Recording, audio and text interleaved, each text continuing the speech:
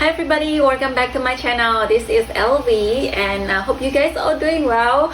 So if you're new to this channel, this is my YouTube channel where I talk about propagations, semi-hydroponics, and show you the plant I got. Today we have a propagations series of part 4. So we're going to talk about string of heart and maybe the begonia. So let's get started. If you guys have followed me on Instagram, you remember I cut my string of heart about 4 weeks ago. It's pretty aggressive cut.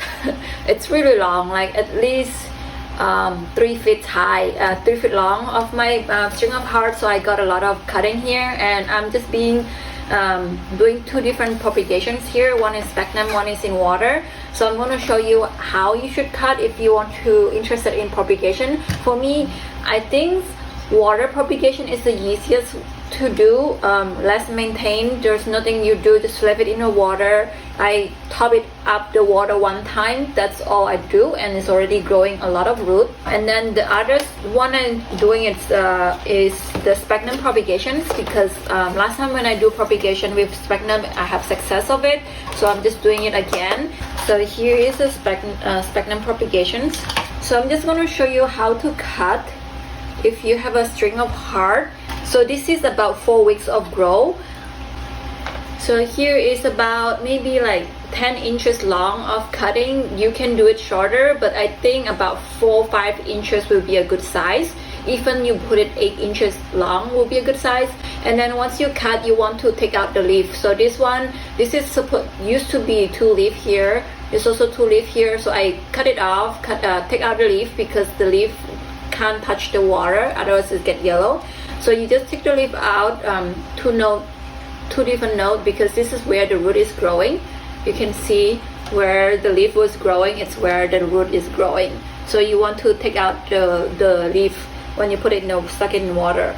You can use tap water, but use a filter water. I added super dry diluted solutions in it. So this is how you should take it out. Growing a lot of it. It's already shows sign of growings in about 2 weeks.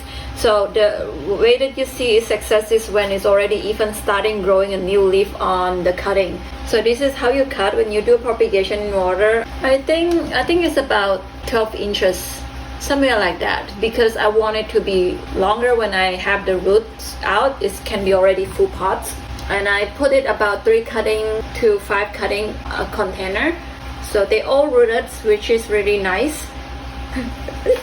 So this is the water propagation. You can see there's new growth up here already. Definitely need to be potted to proper medium. And then here is the one in sphagnum. So it's depend on your preference.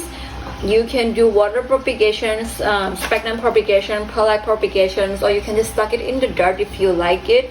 The most important is you give enough humidity and water. My sphagnum propagation getting slower than my water propagation because I did not spray the sphagnum often enough. Like I think a week or 2 is quite dry, and then it didn't die, but it's slow down the propagation process.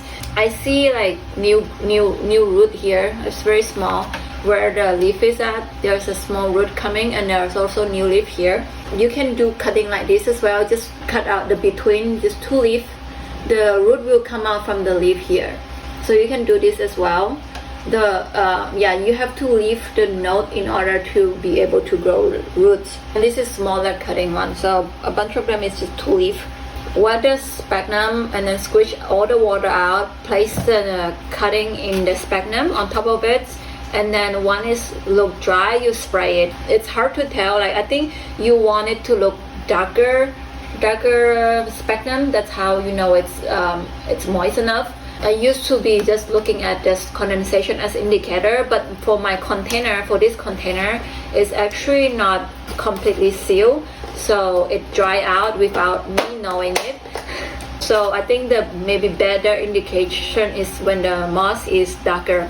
The lesson learned is that you have to practice propagations. I used to propagate in sphagnum, that's my favorite way, and then had very quick success on it. But then I changed to perlite, and sphagnum become less practice, so I dry my sphagnum quite often. So when you do propagation, remember to choose the one that you have always access and you know how, because when you're more used to that type of propagation, you know when you need to water your plant. Instead of trying the new things, it might take kind of era to start it if you try new way to propagate.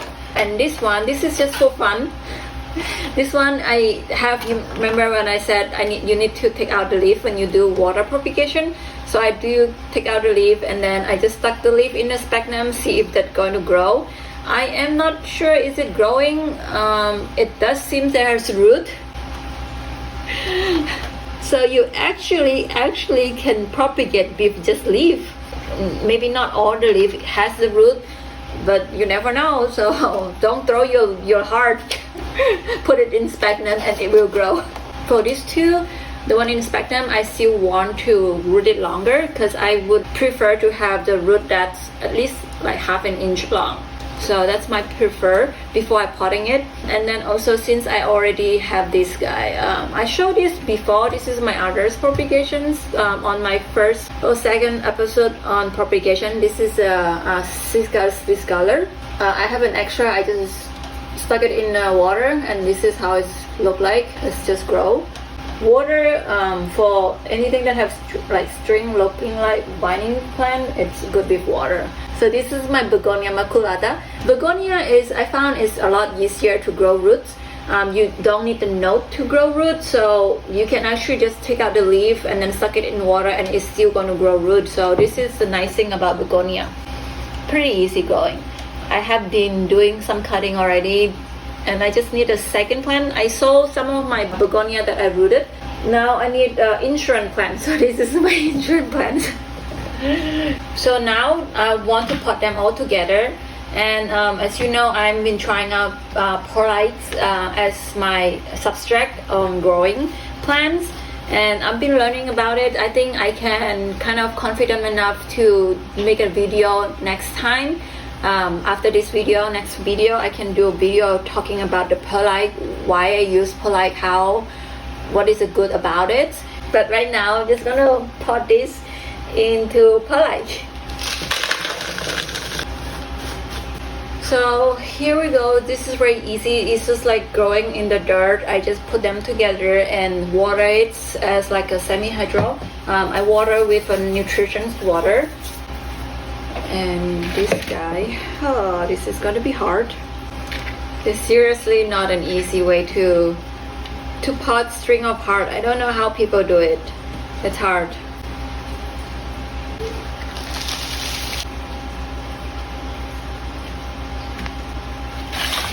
Okay.